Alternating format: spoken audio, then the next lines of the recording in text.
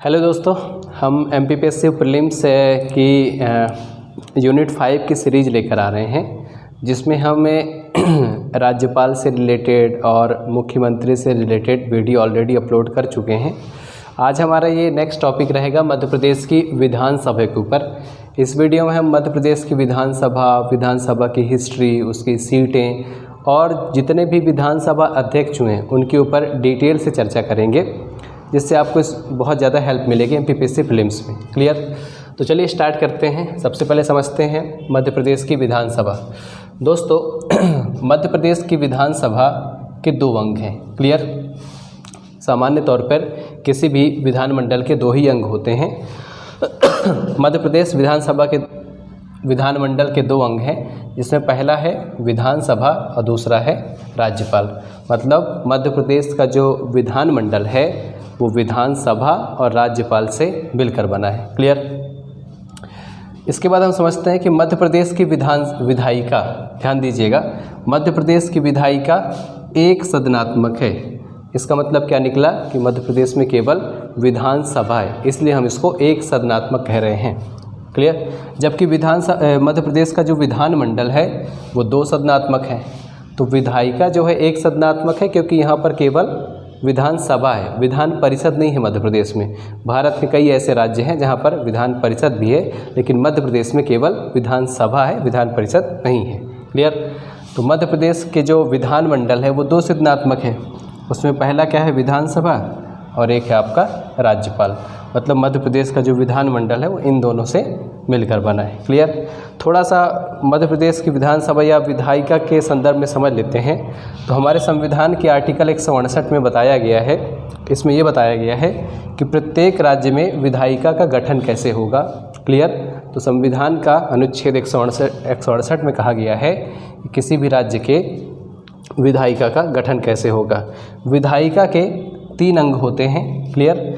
जिसमें पहला विधानसभा, दूसरा राज्यपाल और तीसरा विधान परिषद। इन तीनों को समझिएगा ध्यान से। जो विधानसभा है और जो राज्यपाल है, ये किसी भी राज्य के लिए अनिवार्य होते हैं, मतलब इनका होना ज़रूरी है। क्लियर? लेकिन जो विधान परिषद है वो जो है वो ऐच्छिक होती है। ऐच्छिक का मतलब कि ये हो भी सकती है किसी राज्य में और नहीं भी हो सकती, और राज्य के ऊपर डिपेंड करता है कि वहाँ पर विधान परिषद होगी या नहीं होगी। क्लियर?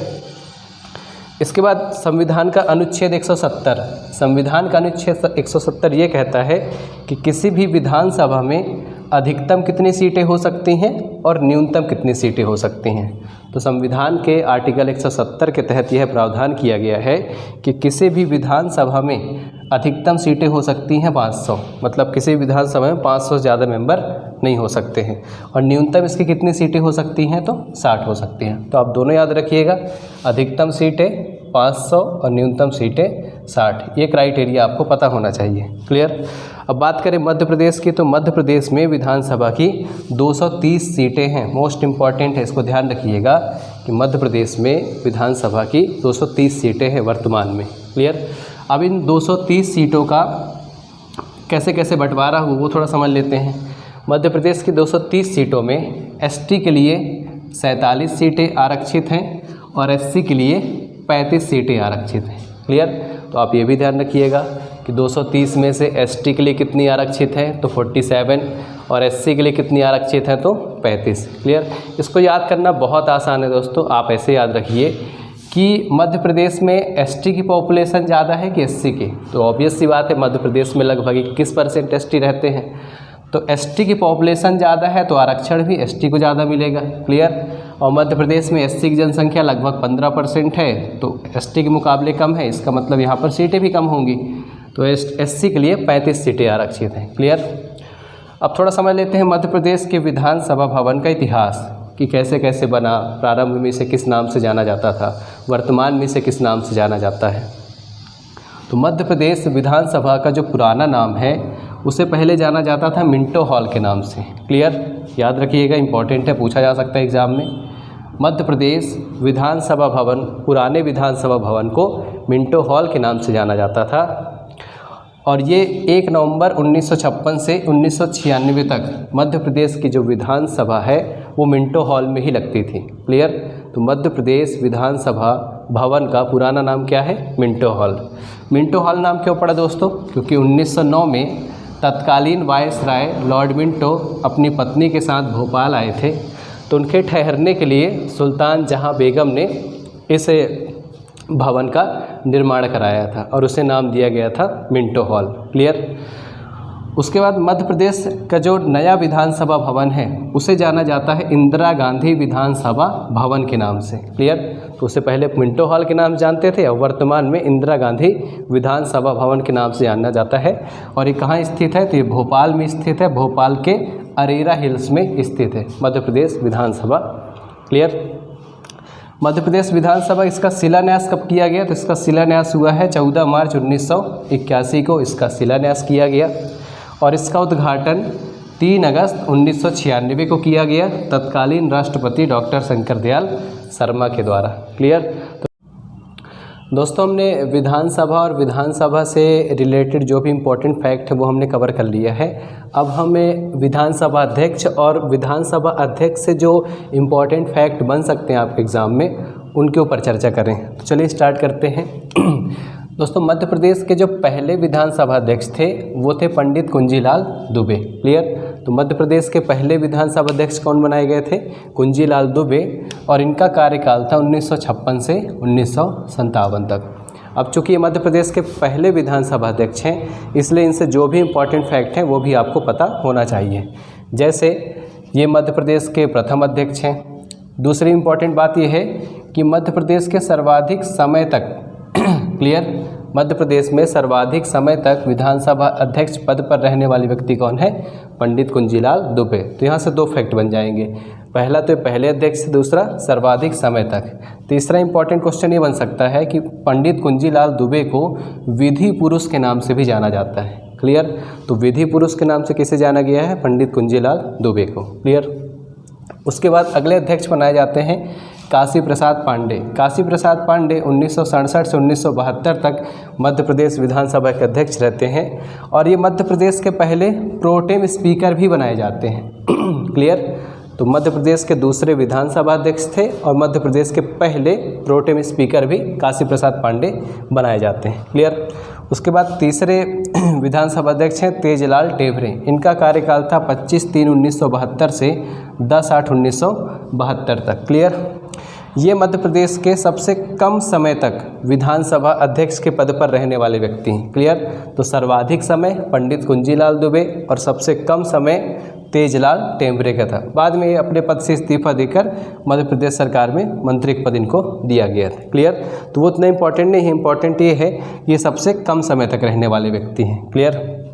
उसके बाद अगले विधानसभा अध्यक्ष बनाए जाते हैं गुलशेर अहमद और इनका कार्यकाल था 1972 से 1977 तक। इनसे कोई इंपॉर्टेंट फैक्ट नहीं है, जिनसे इंपॉर्टेंट फैक्ट होगा वो मैं आपको ज़रूर बताऊंगा। उसके बाद अगले विधानसभा अध्यक्ष बनाए जाते हैं मुकुंद सखाराम नेवारकर, जिनका कार्यकाल था 77 से 80 तक। क्लियर। उसके बाद अगले विधानसभा अध्यक्ष होते हैं यज्ञदत्त शर्मा। यज्ञदत्त शर्मा का कार्यकाल है 1980 से 1983 तक। इनसे एक इम्पॉर्टेंट फैक्ट आ सकता है कि इन्होंने अपने राजनीतिक जीवन पार्षद से चालू किया और बाद में 1980 में सर्वसम्मति से इनको विधानसभा अध्यक्ष चुना गया। क्लियर। तो याद रखिएगा यज्ञदत्त शर्मा विधानसभा अध्यक्ष रह चुके हैं। उसके बाद अगले विधानसभा अध्यक्ष बनते हैं राम किशोर शुक्ला, जो 1984 से 1985 तक विधानसभा अध्यक्ष रहते हैं। उसके बाद राजेंद्र प्रसाद शुक्ला, जो 1985 से 1990 तक विधानसभा अध्यक्ष रहते हैं। क्लियर। उसके बाद अगले विधानसभा अध्यक्ष हैं ब्रजमोहन मिश्रा, जिनका कार्यकाल 1990 से 1993 तक होता है। क्लियर। इनसे कोई इंपॉर्टेंट फैक्ट नहीं है जो हमारे एग्जाम रिलेवेंट हो, इसलिए हम इनको केवल नाम याद कर रहे हैं। क्लियर। उसके बाद अगले बनाए जाते हैं श्रीनिवास तिवारी। इनका कार्यकाल है 1993 से 2003 तक। दोस्तों श्रीनिवास तिवारी को विंध्य का शेर कहा जाता है। क्लियर। ये भी ध्यान रखिएगा। जैसे विधि पुरुष किसे कहा जाता है? कुंजीलाल दुबे को। वैसे विंध्य का शेर किसे कहा जाता है? श्रीनिवास तिवारी को। क्लियर। उसके बाद अगले हैं बड़े इंपॉर्टेंट हैं ईश्वरदास रोहाणी। ईश्वरदास रोहाणी का कार्यकाल 2003 से 2013 तक होता है और इनसे रिलेटेड फैक्ट क्या है कि इनका जन्म जो है कराची पाकिस्तान में हुआ था और मोस्ट इम्पॉर्टेंट पद पर ऐसे विधानसभा अध्यक्ष जिनकी पद पर ही मृत्यु हो गई थी, एकमात्र ऐसे विधानसभा अध्यक्ष हैं ईश्वरदास रोहाड़ी। तो यहाँ से इम्पॉर्टेंट फैक्ट बन जाता है कि ऐसे विधानसभा अध्यक्ष का नाम बताइए जिनकी पद पर मृत्यु हो गई थी, तो ईश्वरदास रोहाड़ी आपका राइट आंसर रहेगा। क्लियर। उसके बाद अगले अध्यक्ष बनाए जाते हैं सीतासरण शर्मा, जिनका कार्यकाल 2014 से 2019 तक रहता है, सीतासरण शर्मा का। अगले विधानसभा अध्यक्ष हैं नर्मदा प्रसाद प्रजापति, जिनका कार्यकाल 2019 से 2020 तक रहता है। जब कमलनाथ की सरकार बनती है उस समय इनको विधानसभा अध्यक्ष बनाया जाता है, 2019 से 2020 के समय।